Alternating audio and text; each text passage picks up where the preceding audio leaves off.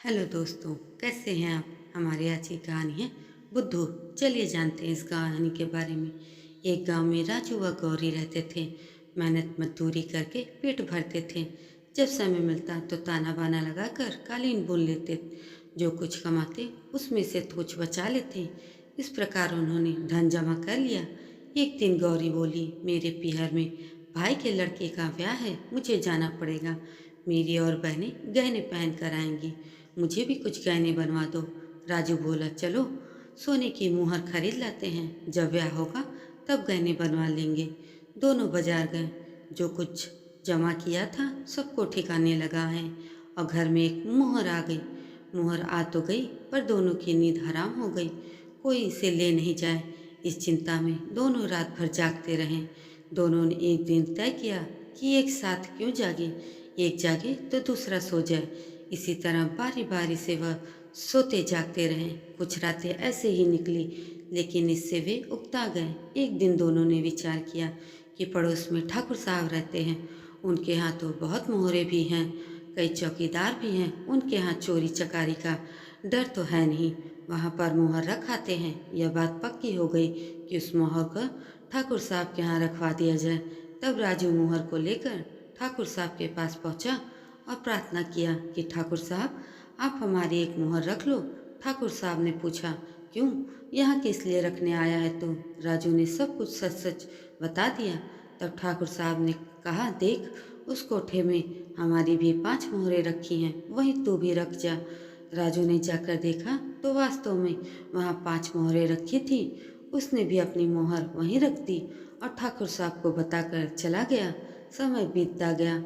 कुछ दिन पश्चात राजू के ससुराल से पत्र आया कि साले के लड़के का ब्याह है। तब गौरी ने राजू से कहा, सुनो, अपनी मोहर को ठाकुर साहब के यहाँ से ले आओ, उसे एक डोरे में पोलेंगे और अपना काम बन जाएगा। गौरी की बात मान राजू भागा भागा ठाकुर साहब के यहाँ पहुँचा। ठाकुर साहब उस समय सो रहे थे। राजू बेचारा बैठा रहा जब तक वह जागे नहीं। जब वह जागे तो राजू ने अपनी बात उनसे कही कि ससुराल में ब्याह पड़ा है, मैं अपनी मोहर लेने आया हूँ। तब ठाकुर साहब बोले, जरूर ले जाओ, पर हमसे क्या कहता है, जहाँ रख के गया था वहाँ से उठा ले जाके, जा कोठा खोल ले। तब राजू ने कोठा खोला और उसने देखा कि वहाँ एक भी मोहर दिखाई नहीं दी।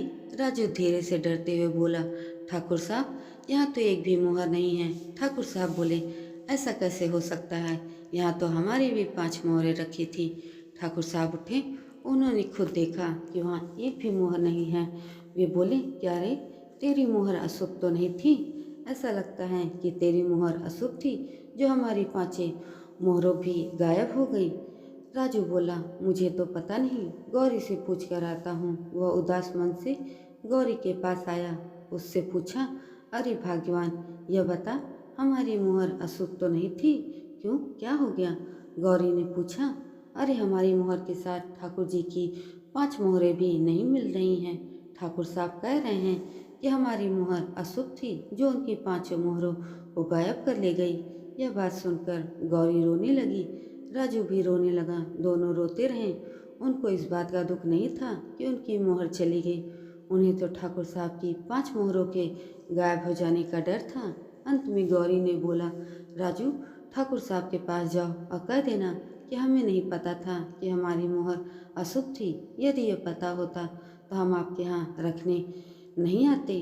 किसी तरह अपना पिंड छुड़ाओ। राजू घबराता घबराता हुआ ठाकुर साहब के पास पहुँचा।